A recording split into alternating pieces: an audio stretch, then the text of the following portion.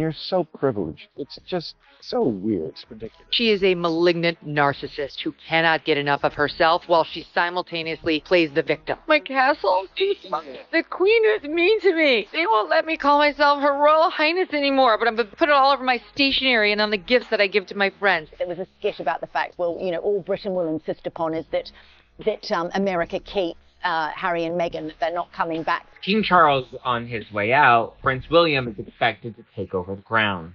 And apparently at the top of his list is to say, peace out, Meghan, you're done.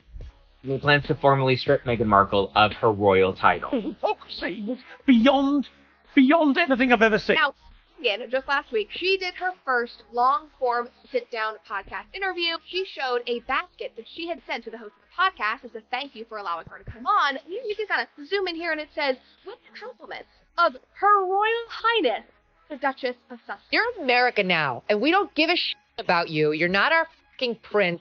You'll never be king. We hate your wife. Stay at home in your $29 million mansion. All right. Harry and Meghan, they have an issue when it comes to their memory and when it comes to the truth. I can't even. These two, Meghan and Harry, are the worst. I just can't stand her. I just think she's such a phony. So she runs into becoming a princess. Then when she realizes that you actually have to do things when you're a princess, it's not all just Disneyland, you know, people waiting on you hand and foot and adulating you when you actually have to, like, do things. Then she says, I don't want to be a princess anymore. I want to go back and be an actress. Reopen British markets for American companies. All that Britain demands in return is that we keep these two. No! No! I refuse! I'm sick of it!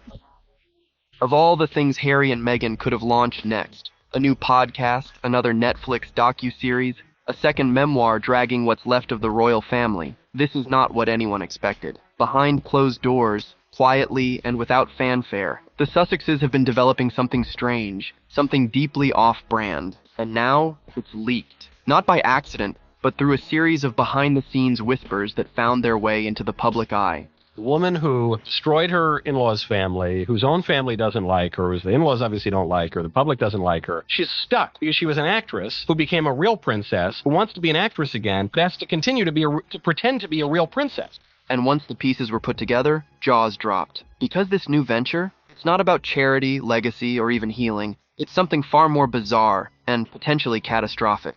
According to multiple insiders, Harry and Meghan have been pouring time and money into a secret project that looks nothing like their previous work. It's not a documentary, it's not a book, it's not even a campaign or a philanthropic initiative. It's an attempt at something almost theatrical, something that blurs the lines between brand building and self-parody. And while details are still murky, what's already been uncovered paints a surreal picture. Multimedia packages, branded assets, and scripts allegedly tied to their recent Africa visit, packaged and positioned not as a reflection on culture, but as a full-blown rebranding experiment. I don't know what I'm doing. Yet. My business hasn't gotten traction. Yet. No one's picked up my book proposal. Yet. Yes. I haven't found my soulmate. Yet. Yes. Thing is yet. The power of yet. The power of yet. Their shows haven't been canceled yet. Meghan Markle has not been silenced in public life yet. And here's the kicker. It didn't come from Netflix, or Spotify, or even Archwell's official channels. It surfaced through whispers from a production company that reportedly passed on the project, citing creative confusion and reputational risk. Which begs the question, what exactly are Harry and Meghan trying to do? And why does it feel like even their closest professional partners are walking away? The reaction has been swift. Critics are calling it desperate, supporters are confused, and industry insiders are stunned. Because if the early leaks are even half true, this isn't a comeback, it's an identity crisis, filmed in high definition. And as the world starts to connect the dots, one truth is becoming harder to ignore. The Sussexes may have just unveiled the strangest chapter of their post-royal saga yet. The whispers swirling around Meghan and Harry's leaked project all seem to circle the same uneasy question. Is this really a rebrand, or a frantic attempt to distract from disaster? Because the timing isn't just suspicious, it's screaming for attention. In the wake of failed ventures, nosediving public opinion, and Nigeria's flat-out rejection of their second royal-style tour, this so-called secret project looks less like a creative breakthrough and more like a red emergency button. There are growing calls to strip Harry and Meghan of their royal titles. The New York Post is reporting that locals in the UK say enough is enough, especially after Prince Harry's disastrous BBC interview, which aired hours after he lost his appeal for taxpayer-funded UK. And the way it's being framed behind the scenes, that only adds fuel to the fire. Sources say the Sussexes are banking hard on this new initiative being a fresh start, something that reframes their legacy and reintroduces their values to a public that's clearly stopped listening. But let's be real, that's not how this is landing. Not with the public, not with the press, and especially not with the entertainment world. Because what they've created, according to one industry exec who reviewed an early pitch deck, feels like two people trying to salvage a crumbling brand by throwing glitter on the rubble. Let's not forget the context. Spotify pulled the plug. Netflix is reportedly distancing itself. Their Archetypes podcast fizzled after one heavily curated season. And public support, even in America, is slipping. The couple's inner circle has shrunk, their allies are staying quiet, and now they're being accused again of exploiting their ex-royal status to stage unofficial tours in countries like Nigeria. And right as that controversy explodes into headlines, boom, a mysterious new project leaks, complete with glossy visuals, vague promises, and a sudden media trail. That's not coincidence. That's crisis control. And here's where it gets really messy. Because if this project does tie back to their Nigeria visit, as many insiders believe, it's not just an odd PR move. It's a calculated repackaging of one of their most tone-deaf moments. And if the goal was to make people forget about the backlash, it's having the opposite effect. The more people dig, the more questions they're asking. Harry's digging an even bigger hole for himself here. Well, I think he's dug so deep now, he'll strike water any day now. William is reportedly formulating a plan to finally strip Prince Harry and Meghan Markle of their HRH titles. Like, who funded this? Who greenlit it? And most of all, what are they actually trying to prove? It was supposed to be a triumph, a transformative tour as Meghan called it, a heartwarming return to roots. But instead, their Nigeria trip has become the thing they can't outrun. A PR disaster so deep, it may have directly triggered the secret project's rushed development. Because what looked like a photo op in the moment has now spiraled into global embarrassment, with Nigerian officials slamming the door on a second visit, public sentiment turning hostile, and critics calling the entire first tour a royal cosplay stunt. Let's not forget, Harry and Meghan arrived with Netflix cameras, coordinated wardrobes, and all the trappings of a classic royal engagement, despite no longer being working royals. And now, officials in Nigeria are openly questioning their intentions. Were they really there to foster goodwill, or was it always about packaging content for a new documentary? Some insiders believe the secret project is just that, a glossy, rebranded version of the Nigeria trip, designed to spin backlash into a redemption arc. But with the public already dissecting every uncomfortable moment from the original visit, it's starting to feel like a disaster dressed up in royal fabric. And then came the cold shoulder. According to verified sources, Nigeria didn't just decline a follow-up tour, they publicly rejected it through their Ministry of Foreign Affairs. That's not miscommunication, that's a message. A loud, calculated no thanks to a couple who flew in uninvited and filmed for what now appears to be commercial gain. Slaughtered this weekend because there were some business cards in the back of one of her podcasts. She's still using her royal title, HRH, despite our late Queen warning her. And it's not just about pride, it's about protocol. Meghan may have declared she was 43% Nigerian with a smile and a camera crew, but many Nigerians saw it as ancestral cosplay, shallow, opportunistic, even insulting. Now, if this new project includes that trip, or worse, repackages it without local consent, the backlash could become even bigger. Nigerian leaders, cultural scholars, and everyday citizens are already accusing the Sussexes of exploiting identity for image. So if the project drops without acknowledging the controversy, it won't read as a comeback. It'll read as proof of everything people feared, that the trip was never about connection, it was about content. For a couple once hailed as Hollywood's next power players, this might be the biggest blow yet, because the most revealing part of the secret project leak, Netflix doesn't want it. According to multiple industry insiders, the streaming giant, once Meghan and Harry's biggest professional ally, quietly passed on the project after internal concerns skyrocketed.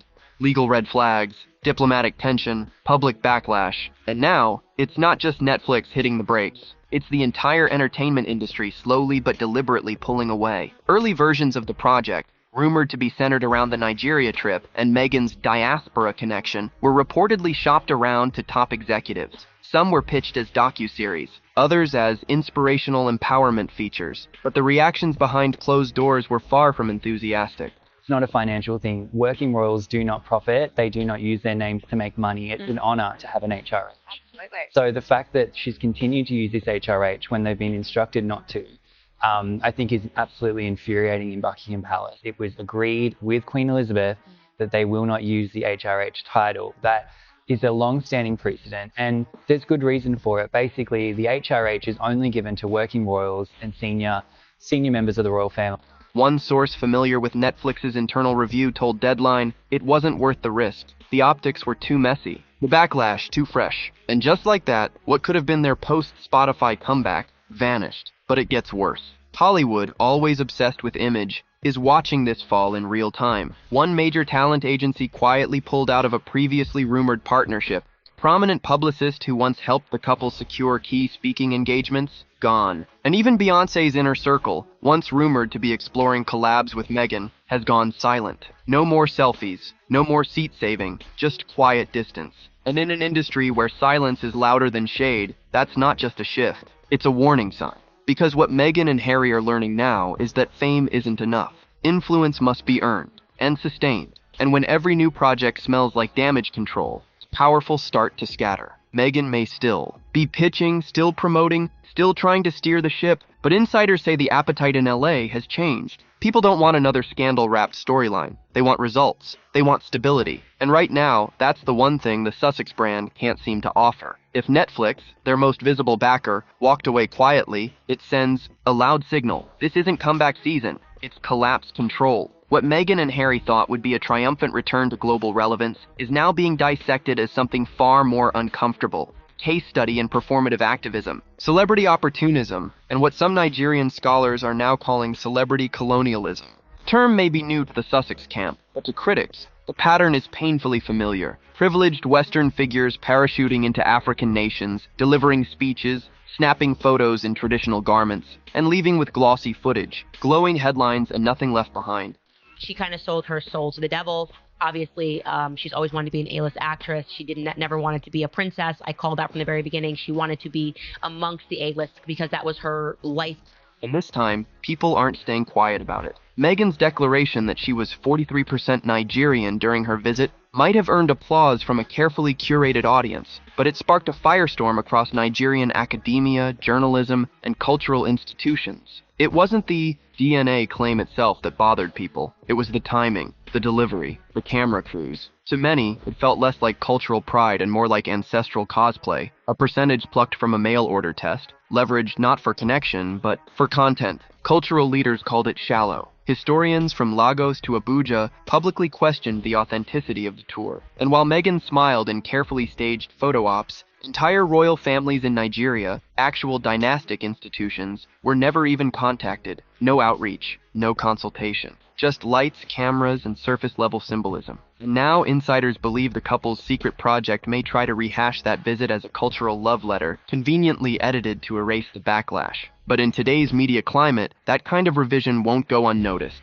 Worse still, tribal coalitions have since issued private petitions to the Nigerian government warning against further Sussex visits unless strict diplomatic channels are followed. In their words, the Sussexes don't represent a government, a monarchy, or a cultural body. They represent a brand, and if that brand is trying to sell identity without respecting it, the price is too high. What Meghan and Harry may not have realized is this.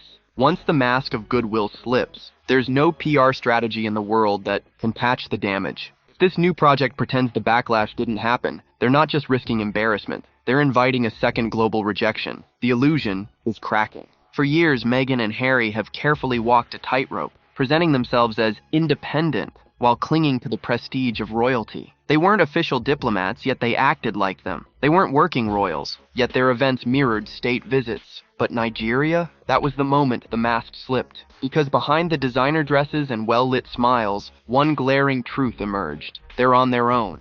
Not only did the British government have nothing to do with their visit, they actively stayed out of it. The British High Commission in Nigeria didn't coordinate, didn't co-sign, didn't even issue a formal comment. Diplomatically, that's huge. Reality is she's a grifter. Fake it till you make it. Everything they do seems so manipulative, calculated, PR motivated, money motivated.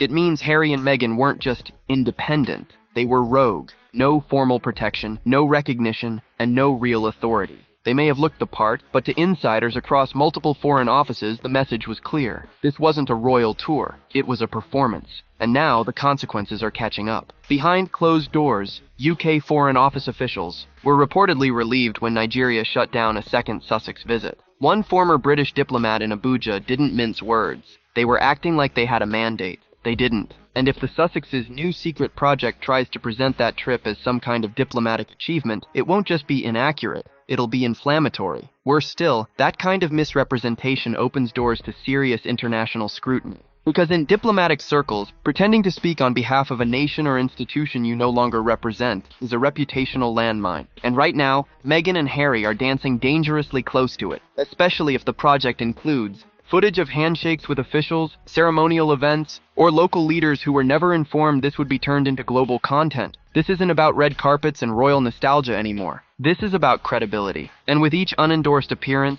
each press push wrapped in royal imagery, that credibility is eroding fast. They may call it empowerment. The world is starting to call it entitlement. From the moment Meghan and Harry stepped onto Nigerian soil with glowing faces and a full media entourage, insiders raised eyebrows. Who invited them? What was the purpose? But the most telling question came from within the entertainment industry itself. Were they filming? Because now, as pieces of the so-called secret project begin to leak, it's becoming clear to many that this wasn't just a goodwill tour. It was a production shoot disguised as diplomacy.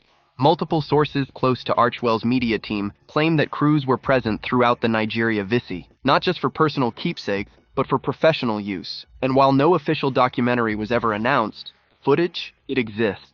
And now, those same sources believe Meghan and Harry may be quietly assembling it into a new branded feature, a glossy, emotion-driven visual project built entirely around that trip. A repackaged PR arc, possibly framed as a celebration of Meghan's African heritage and their commitment to international philanthropy. Able to just be a human. I've never seen this sort of. I've never seen someone that struggles to just give us like one strip of authenticity. Except there's one problem. No one gave them the green light. Government officials in Nigeria have made it crystal clear. The Sussexes were not on any official diplomatic mission. No state invites, no foreign office approvals. Which means if this footage was captured for commercial release and is now being shaped into a media product, skating on incredibly thin diplomatic ice. And it's not just about permissions.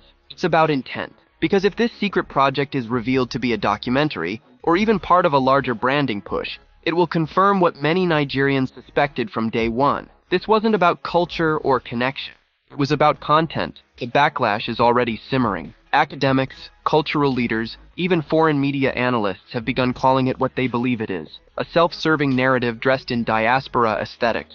And if that's what this project turns out to be, the fallout could be massive, not just in Nigeria, not just in Britain, but globally. Because once again, Meghan and Harry may have confused attention for approval, and in trying to reclaim their image with carefully crafted footage, they may have only exposed how far they've drifted from the truth. At first, it looked like a one-off embarrassment, a misstep, maybe even a misunderstanding. But now, in the wake of this leaked project, it's clear. Nigeria's rejection wasn't isolated. It was the first domino. What started as a curt no from the Nigerian Ministry of Foreign Affairs has rippled outward, turning one snub into a full-blown international rebuke.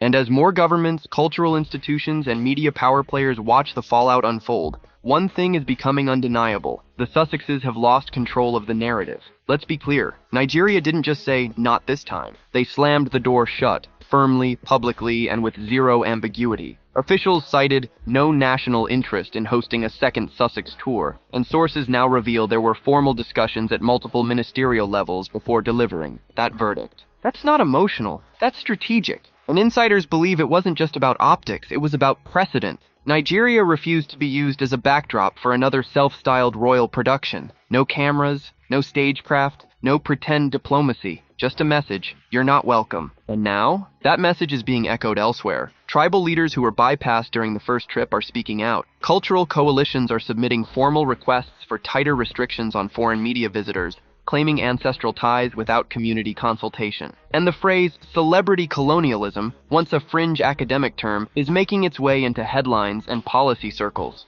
Is a joke, and I'm tired of some of these media outlets continuing to elevate this person.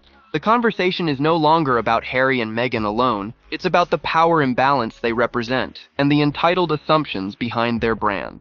Even within the UK, the rejection has reignited long-simmering conversations about royal accountability. How can a couple so distanced from the monarchy still leverage royal titles to engage in unsanctioned international tours? With backlash building, critics say this secret project, if it includes footage from their first Nigeria trip, may actually accelerate efforts to strip them of their remaining titles. Because here's the truth, Nigeria didn't just close a door on the Sussexes. They opened one for the rest of the world to walk through. And now people everywhere are asking the same thing. What happens when the royals with no kingdom are finally told to stop pretending? For a couple who once had the world at their feet, Netflix, deals, Spotify exclusives, high wattage friendships, and the soft halo of royalty, the unraveling has been astonishing. And now, with the secret project leak exposing just how desperate and directionless their brand has become, talk of a total collapse is no longer speculative. It's happening. Because if Nigeria was the first slap, and Netflix walking away was the second, what comes next might be the blow that ends it all, the final stripping of their royal titles. In the UK, political momentum is building again, and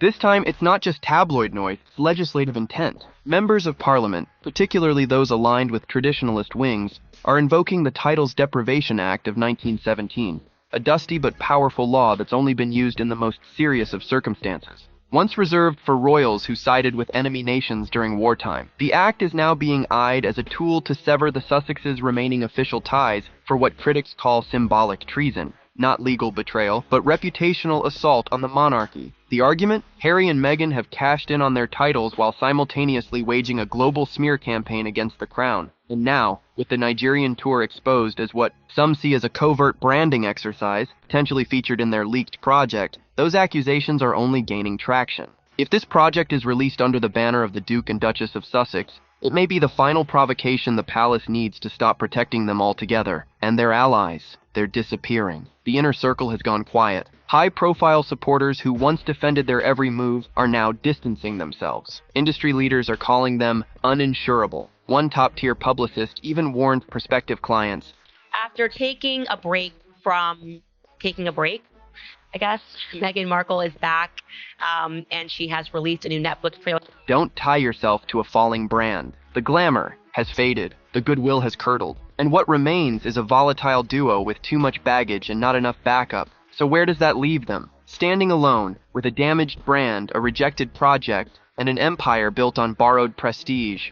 Parliament moves, and it's looking more likely by the day, just Harry might finally become reality. And this leaked project? It may go down as the last time they tried to pretend the crown still fit. It's hard to believe this is where the Sussex story has landed. From royal wedding adoration to palace exit controversy to Hollywood power plays, Meghan and Harry were once the hottest ticket in the world. Now, they're being iced out. And this secret project, rather than sparking a glamorous rebrand, may have just confirmed what critics have been whispering for months. The royal illusion is over. The brand is fractured, and the world has finally moved on. Because this wasn't just a bad pitch. It wasn't a failed docu-series or a podcast misfire. This was their last big swing, a desperate attempt to stitch together PR scraps and repackage the Nigeria trip as a cultural love letter. But instead of empathy or admiration, what they've earned is scrutiny, intense, unrelenting, and deeply personal. When Nigeria slammed the door, it wasn't just about one country saying no. It was the global stage quietly turning away from a couple that once commanded its spotlight. And now, even Hollywood is shutting its doors. Studios are nervous. Brands are silent. The same industry that once tripped over itself to be associated with Meghan's modern Duchess narrative is now treating the Sussexes like toxic assets. They bring heat, but it's toxic heat, one talent agent said. And when Netflix, their biggest partner, passed on this project, the message was deafening. Whatever magic was left is gone. Even their inner circle can't ignore it anymore. Whisper networks in Beverly Hills have labeled them uninsurable. Beyoncé's camp has gone radio silent. Former advocates have pivoted, quietly moving on to less volatile partnerships. Because in an industry that thrives on charisma, consistency, and clean optics, Harry and Meghan are now a cautionary tale. So what happens now? Titles are on the chopping block, the media empire is stalling, and the audience, their last true ally, is tuning out. This secret project was supposed to mark a new chapter. Instead, it feels like an ending. The soft throne they tried to build for themselves has crumbled under the weight of contradiction, entitlement, and overexposure. And if this was the comeback moment, then it may also be the confirmation that the Sussex era, once